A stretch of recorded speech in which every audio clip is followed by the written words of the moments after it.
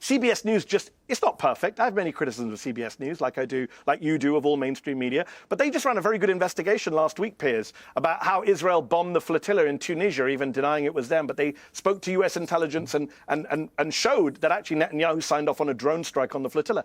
Is that the kind of story that Barry Weiss would publish under her reign at CBS News? She is a self-described, Zionist fanatic, right? The idea that a quote-unquote neutral media organization is led by someone who has a long history of being a pro-Israel ideologue, who has a history of trying to censor Palestinian voices when she was at university, who just ran a piece saying the starvation in Gaza is fake. It's not true. Nobody's starving in Gaza. That level of editorial standards, that level of bias being brought to 60 Minutes, to CBS, it's really worrying. And you and I, you do a show called Piers Uncensored. I think there'll be a lot more censorship of Palestinian voices than there already is now at CBS News with her in charge. David Ellison, the guy who's hired her, the son of Larry Ellison. Again, the Ellison family is very, very pro-Israel. Larry Ellison is the biggest single private donor to the Israeli military, to Friends of IDF. They've made very clear what their biases are. They've made very clear why they're hiring her. They've made very clear why they're buying TikTok. Because as you said in the introduction, Piers, public opinion is turning against Israel. So these folks are doubling down